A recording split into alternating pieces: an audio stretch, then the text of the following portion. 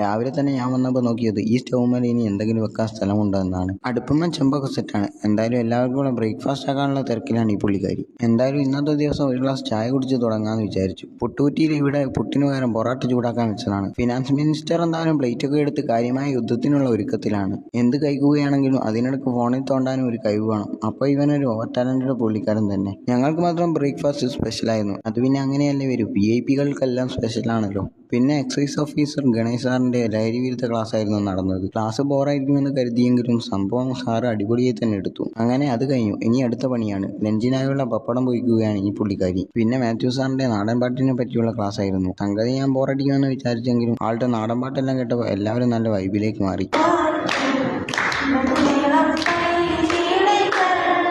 പിന്നെ കുറച്ച് നേരത്തേക്ക് ഞങ്ങളെ ഗ്രൂപ്പുകളായി ഇരുത്തി വ്യത്യസ്ത തരം നാടൻ പാട്ടുകളെ പരിചയപ്പെടുത്തുകയും അതുമായി ബന്ധപ്പെട്ട പല കളികളും അവിടെ കളിപ്പിക്കുകയും ചെയ്തു. വായ്ത്താരികൾ ചൊല്ലിച്ചു. സ്റ്റേജിൽ കയറി ഞങ്ങൾ സ്വന്തമായി പാട്ടുകൾ ഈണത്തിൽ പാടി താളമിട്ടു. ഇത്തരത്തിൽ പലതരത്തിലുള്ള കാര്യങ്ങൾ ഉൾക്കൊള്ളുന്നതായിരുന്നു സാറിന്റെ ക്ലാസ്. അങ്ങനെ ഒരു തോണി ഉണ്ടാക്കാനും അതിലെ കാര്യങ്ങളെല്ലാം കവിതാ രൂപത്തിൽ ചൊല്ലി അവതരിപ്പിക്കാനും സാറ് ഞങ്ങളെ പഠിപ്പിച്ചു.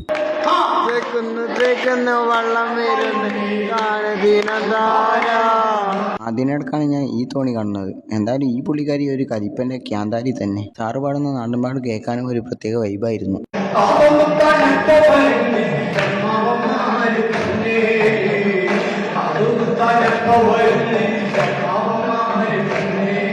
പിന്നെ നേരെ കടയിൽ പോയി വരുമ്പോൾ വണ്ടിയിൽ പെട്രോൾ ഇല്ലാത്തതുകൊണ്ട് പമ്പിൽ കയറ്റി. ഒരു പുള്ളിക്കാരിയുടെ വീട്ടിൽ നിന്ന് ആളുകളൊക്കെ വന്ന് തിരിച്ചു പോവുകയാണ്. ഇന്ന് ക്യാമ്പിൽ സൂപ്പർ സീനിയേഴ്സ് വന്നിരുന്നു. പ്രിൻസിയുടെ ബർത്ത്ഡേ ആയതുകൊണ്ട് കേക്കൊക്കെ കൊണ്ടാണ് അവർ വന്നത്. ഞങ്ങൾക്ക് ഇവിടെ എന്തൊരു കാര്യത്തിനും എപ്പോഴും കൂടെ നിൽക്കുന്നത് പ്രിൻസിയാണ്. അതുകൊണ്ട് തന്നെ ഇതുപോലെ ഒരുപാട് പിറന്നാളുകൾ ആഘോഷിക്കാൻ ഭാഗ്യമുണ്ടാവട്ടെ എന്ന് ആശംസിക്കുന്നു. അങ്ങനെ ഡിന്നർ കഴിക്കാൻ സമയമായി. സാറും നമ്മുടെ അടുത്ത് ഇരിപ്പുണ്ട്. സൂപ്പർ സീനിയേഴ്സ് ക്യാമ്പിലേക്ക് വെറും കയ്യും വീശിയല്ല വന്നത്, കുറച്ച് കാര്യങ്ങളൊക്കെ കൊണ്ടുവന്നിട്ടുണ്ട്. അതിൽപ്പെട്ട ഒന്നാണ് ഇത്. ക്യാമറ ഓണാക്കിയത് കണ്ടിട്ടാണ് ഈ പുള്ളിക്കാരി നിൽക്കാതെ ഓടുന്നത്. സ്വാഭാവികം.